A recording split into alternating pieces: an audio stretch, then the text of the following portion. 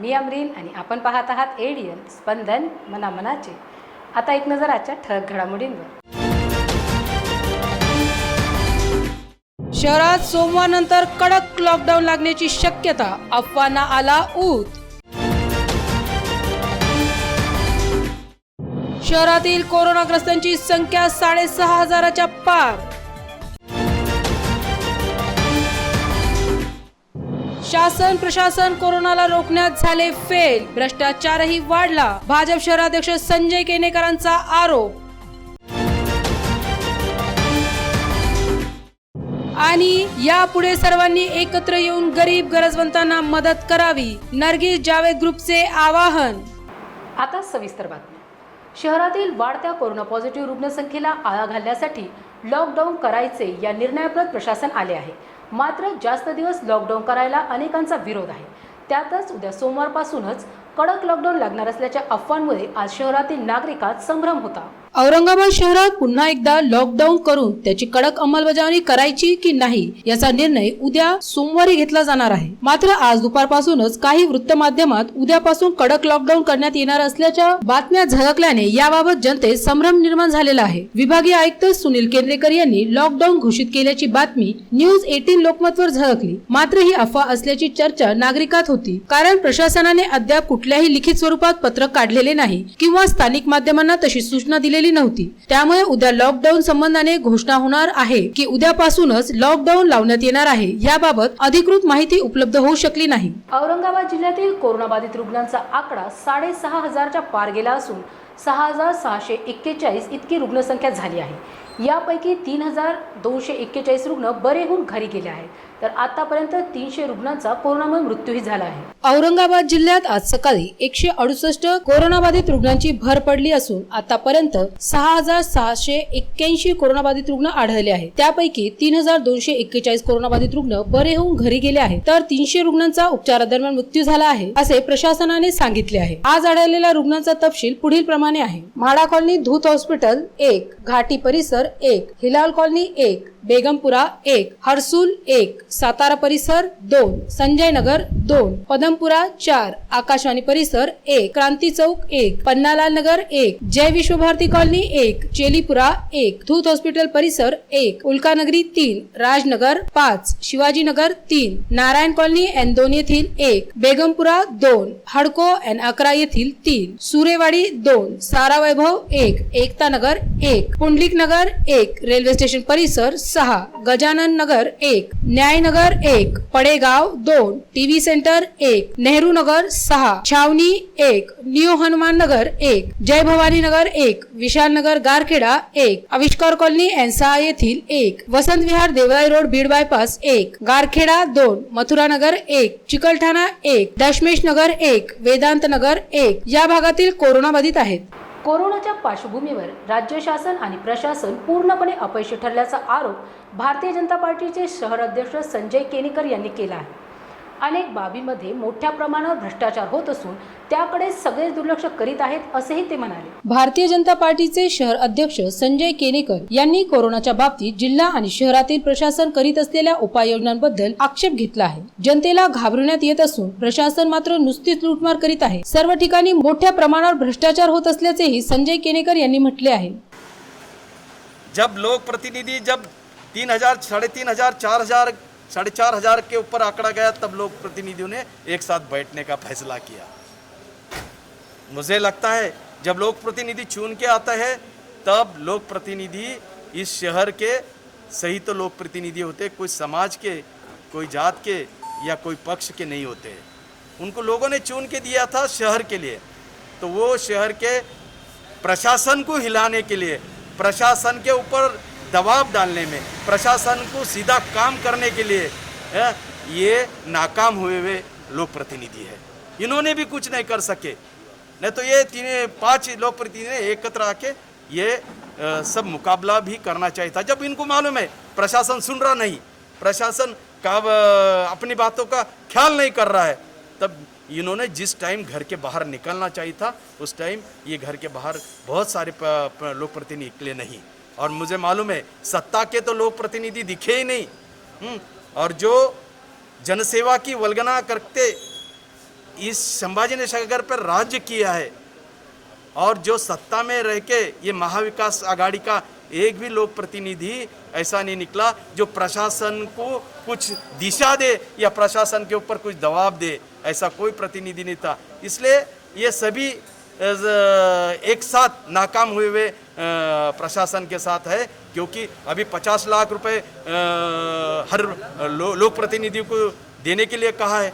मुझे पता नहीं है, इनका हिसाब लेना चाहिए। हाँ, अब कोई घोटाले में कौन किसके घोटाले में दवाखाने का घोटाला हो रहा है, क्वारंटाइन सेंटर के घोटाले हो रहे हैं, अनाज देने का घोटाला हो रहा है, गोलियां बांटने का घोटाला हो रहा है। यहाँ घोटाले आप कितने बताओ। ये क्वारंटाइन सेंटर जिस एरिया में ये बांबू लगाते कुछ उनको बंदोबस्त करते उसमें घोटाले हैं। भाई घोटाले के लिए ये सब काम कर रहे हैं, ये रुकाने के लिए नहीं काम कर रहे।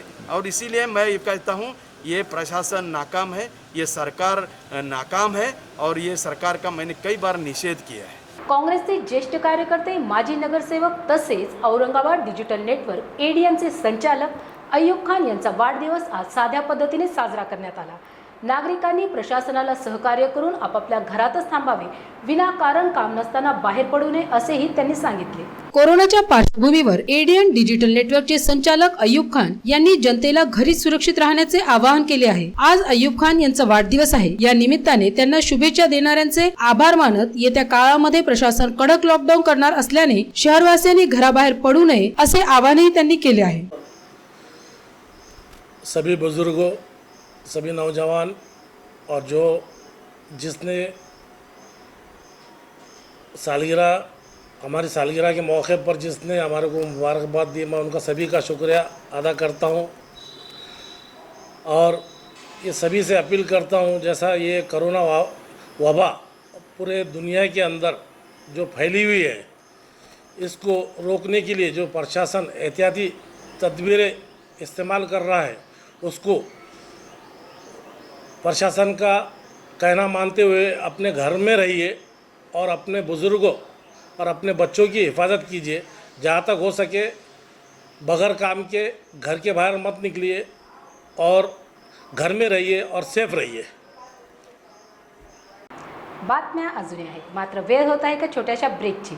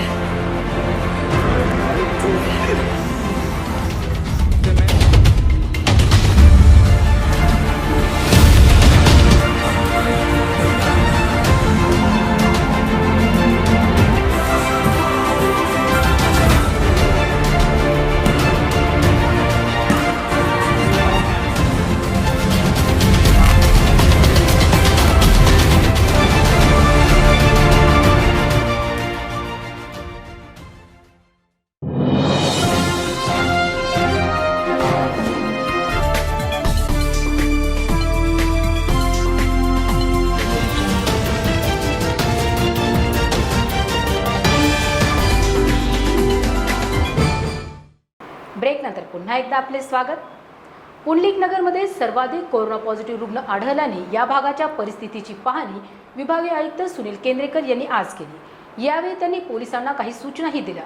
पुंडलिक नगर पोलीस ठाण्याचे प्रभारी घनश्याम सोनवणे यांनी याविषयी एडीएनयूशी बोलताना माहिती दिली। भाजपच्या वतीने पोलिसांना च्यवनप्राशचे वाटप करण्यात आले। कोविड योद्धा पोलिसांना आज संजय केनेकर यांच्या वतीने रोग प्रतिकारक शक्ती वाढविण्यासाठी च्यवनप्राशचे वाटप करण्यात आले। पुंडलिक नगर पोलीस ठाण्याच्या अंतर्गत काम करण्यासाठी आज भाजपचे शहर अध्यक्ष संजय केनेकर यांनी या च्यवनप्राशचे वाटप केले। यहाँ पे जो पेशेंट रहे पेशेंट को यहाँ कोरोना की चेन ब्रेक करने के लिए जो उपाय योजना हो रही है या नहीं, जो उपाय योजना आज तक की है वो 100% गवर्नमेंट के रूल्स से बराबर है या नहीं, ये और यहाँ के पब्लिक के साथ डिस्कस करके यहाँ का जायजा लेने के लिए डिविजनल कमिश्नर केंद्रीय साहब ने यहाँ पे विजिट दी। यहाँ का टोपोग्राफी यहाँ का पॉपुलेशन की डेंसिटी, यहाँ का जो MIDC में काम करने वाले बड़े तादाद पे जो पॉपुलेशन है, जो लेबर्स वर्ग है, तो इनमें कई कोविड-19 का प्रादुर्भाव हुआ था, शिरका हुआ था, मगर हम लोग सक्सेस हुए उसको रोकने के लिए, तो उसकी क्वांटिटी कम करने के लिए हम पूरा प्रशासन और उतना ही ताकत से, उतना ही सहयोग से पब्लिक भी आगे आई है, सब जवाबदारी से अपना बिहेवियर कर रहे हैं। मुझे यकीन है कि एक हफ्ते के अंदर हम इसको पूरा रोक पाएंगे और कोरोना को यहाँ से भगा देंगे, पुनः फ्री करेंगे, झिरो टॉलरन्स करेंगे।